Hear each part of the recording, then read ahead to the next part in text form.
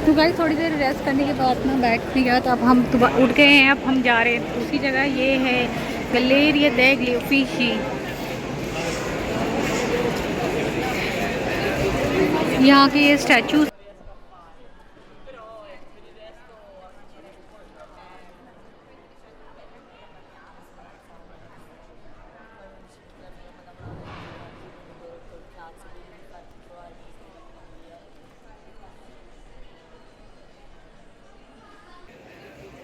यहाँ के ये स्टैचूज है मेन। तो मैं आपको बता देती हूँ, ये ऑफिशी जो गैलरी को अंदर से देखने के लिए ना एंट्रेंस फीस देनी पड़ती है। 20 यूरो या 25 यूरो की आई थिंक फीस है। बट आई थिंक ये एंट्रेंस फीस बहुत ज़्यादा कॉस्टली है। 5-6 यूरो तक तो ठीक थी। और ये जो ऑफिशियल गैलरी की जो एंट्रेंस फ़ीस है कुछ लोगों के लिए ना फ्री ऑफ कॉस्ट है, जैसे कि जो माइनर होते हैं, अंडर 18 इयर्स के होते हैं, उनके लिए भी ये फ्री ऑफ कॉस्ट है एंट्रेंस। बट उसको उनको ना अपनी आइडेंटिटी वगैरह दिखानी पड़ेगी। और कुछ हैंडीकैप्स होते हैं तो उनके लिए भी फ्री ऑफ कॉस्ट है एंट्रेंस। बट वो यूरोपियन होना चाहिए, मतलब यूरोप के सिटीज़न होने चाहिए वो ना। और साथ में उनके साथ एक फैमिली मेम्बर कोई भी है वो भी अलाउ है अंदर जाने के लिए। उन वो भी एंट्रेंस फीस उनके लिए फ्री ऑफ कॉस्ट होगी। और कुछ जैसे कि जर्नलिस्ट होते हैं उनके लिए भी फ्री ऑफ कॉस्ट है, बट उनको भी अपनी आइडेंटिटी वगैरह शो करनी पड़ेगी। तो इस तरह से ना ऑफिशियल गैलरी में जितने भी आप ये रूम्स देख रहे हैं ना, ये right side sorry left side, तो ये सारे ना इसमें अंदर म्यूज़ियम बने हुए। म्यूज़ियम मतलब पेंटिंग वगैरह भी है, फ्रेम है, स्टैचूज़ है। मेन ये पेंटिंग की वजह से ही फेमस है यहाँ पर ना, जो कि जो मैंने आपको बताया था ना, मैं आपको बताती हूँ ऑफिशियल गैलरी में जितनी भी पेंटिंग जितने भी ये फेमस है ना, ये पेंटिंग की वजह से फेमस है। अगर आप देखना चाहो तो पेंटिंग इतनी अट्रैक्टिव है ना, थोड़ी बहुत मैं फ़ोटोज़ में टैग कर देती हूँ। तो मैं आपको बताती हूँ, जो मेडिसी है ना, जो मैंने आपको बताया था फाउंटेन दिखाया था, वो फाउंटेन मेडिसी ने मैरिज की खुशी में उन्होंने फाउंटेन बनाया था। साथ ही साथ उन्होंने ये रूम में ना पेंटिंग वगैरह भी बनाते थे। तो वो ना मतलब उनको शौक था और वो इतनी अच्छे अट्रैक्टिव पेंटिंग्स बनाते थे। तो उन्हीं के हाथ की बनी हुई पेंटिंग्स हैं सारे, मतलब उन्होंने डेकोरेट फ्रेम में ना अच्छे से सजा के उन्होंने सारे ऑफिशियल गैलरी में जितनी भी रूम्स है सब में लगाया हुआ है।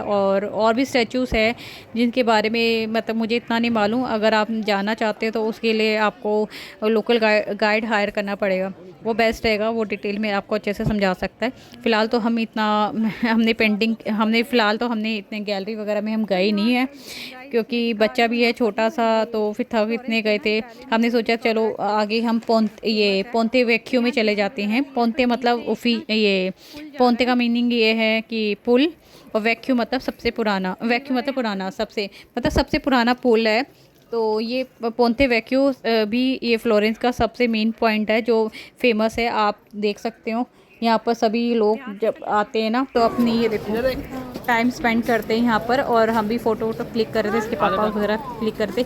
इस पोंते वैक्यू के पीछे भी ना कहानी है, मतलब जितनी भी आप हिस्ट्रिकल जगह पे जाओगे कुछ ना कुछ हिस्ट्री वगैरह और कहानी वगैरह स्टोरीज तो होती है। बट उसके जानने के लिए ना मतलब बड़े डेप्थ में जाना पड़ेगा। बट मैंने जो मेन बताया आपको, इन शॉर्ट बताया है, ज़्यादा मैंने आपको नहीं बताया है।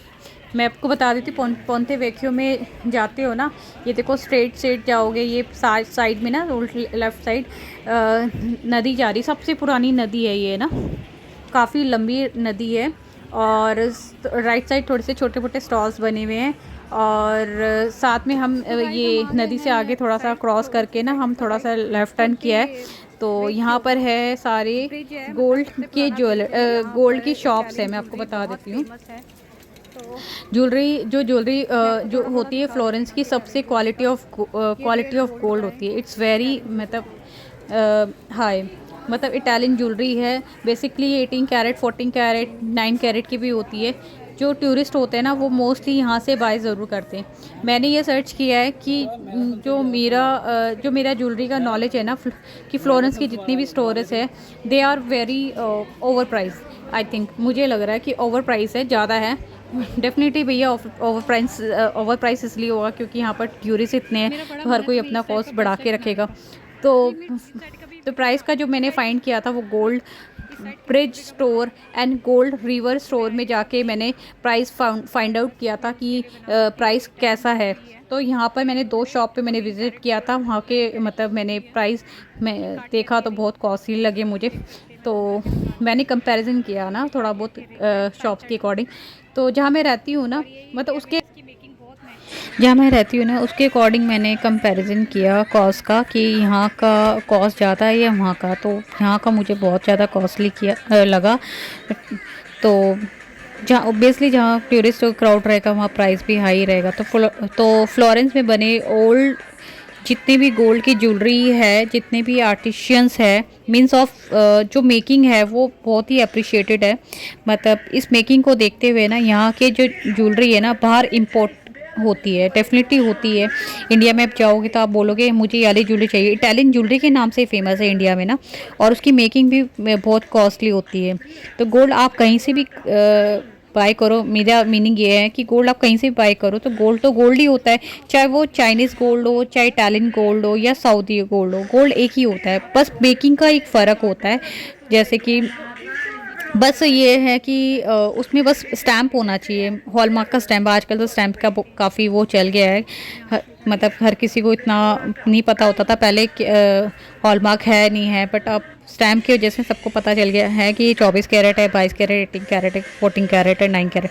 बट बेसिकली जो इटालियन ज्वेलरी होती है वो 18 कैरेट, मतलब 14 कैरेट, 80 कैरेट, 9 कैरेट होती है। अगर आप यहाँ का 1 ग्राम गोल्ड लेते हैं तो 22 कैरेट का 1 ग्राम का गोल्ड लेते हो ना, तो उस 70 यूरो का आई थिंक पड़ेगा। मैंने ये फाइंड किया था 70 या 80 यूरो का पड़ेगा। लोग इटली बस यहाँ की जो इटालियन ज्वेलरी है ना वो वर्कमैनशिप की वजह से ही अट्रैक्टिव है। यहाँ की जो कारीगरी है ना बहुत A1 मानी जाती है, इसलिए इंडिया में भी इन ज्वेलरी का बहुत ज़्यादा डिमांड है, इटालियन ज्वेलरी। बट उसकी वही है, इंडिया से भी आप लोगे तो इटालियन ज्वेलरी की मेकिंग बहुत ज़्यादा लेते हैं इंडिया वाले भी। सो ऐसे ही विज़िट करते करते हम आगे पहुँच गए हैं पुल के साइड। ये देखिए पुल आ गया है, अब थोड़ी देर हम बैठेंगे और अपनी फ़ोटो वोटो शूट करेंगे। काफ़ी टूरिस्ट आए हुए हैं यहाँ पर ना, काफ़ी मतलब एंड में ना सब कुछ घूमने के बाद ना लोग फिर ये पोंते वेक्यू पे ज़रूर जाते हैं। और हमने भी सब कुछ घूमने के बाद ना एक्सप्लोर करने के बाद हम यहाँ पुल पर आ गए। अब थोड़ी देर हम यहाँ बैठेंगे, रेस्ट करेंगे। और ये देखो कॉरिडोर बना हुआ है, यहाँ पर कुछ लिखा हुआ है मुझे समझ नहीं है। और साइड में ना ये देखो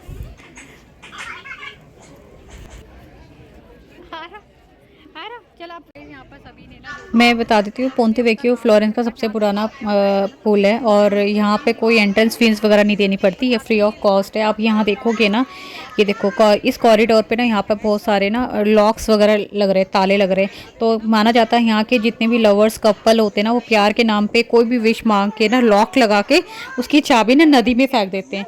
तो ये अपने नाम भी लिख रखा है लोगों ने, सबने अपने लवर जितने भी लवर्स हैं, कपल्स हैं, नाम लिख रखा है। तो बस यही बताना चाहती हूँ मैं। इसकी भी हिस्ट्री है। ये पुल जो है रोमन टाइप्स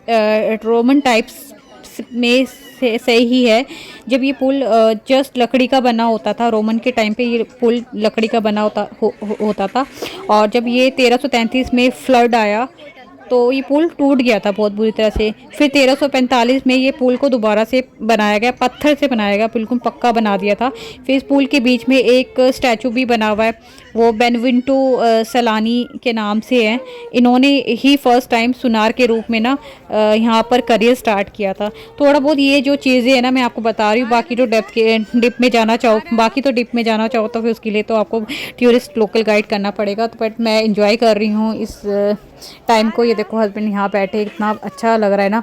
बट नीचे भी हम सोच रहे थे नीचे जाए और क्या कहते हैं बोटिंग वोटिंग करे, बट सारा ना बंद पड़ा था। तो बस अब नेक्स्ट पार्ट के लिए अब ये नेक्स्ट पार्ट 4th पार्ट आएगा, इसको लास्ट होगा ये फ्लोरेंस का। सो वो मैं दोबारा से वो अपलोड कर दूँगी। वो उसमें जस्ट मैंने शॉप्स यहाँ की फ्लोरेंस की जो मरकातो है, जितना भी मार्केट्स वगैरह है, वेजिटेबल्स फ्रूट्स मार्केट्स और ये पर्सेस वगैरह लेदर्स वगैरह का, ये मैंने सारा एक्सप्लोर किया। उसका मैं अलग से वीडियो अपलोड कर दूँगी और नेक्स्ट पार्ट 4th पार्ट में। तो बस मेरा जितना भी व्लॉग था मैंने, और फ्लोरेंस का विज़िट जो मैंने किया था सारा मैंने आपके साथ शेयर किया। थोड़ा बहुत नॉलेज, मुझे भी इतना नॉलेज नहीं है, इतनी हिस्ट्रिकल नॉलेज मुझे नहीं है, बट जितना भी थोड़ा बहुत था वो मैंने आपके साथ शेयर किया। और मैं अपने इंडिपेंडेंस डे को एंजॉय कर रही हूँ अपनी फैमिली के साथ, अपने हस्बैंड अपनी बेबी के साथ। नहीं रहने दो, किरा देगा रहने दो।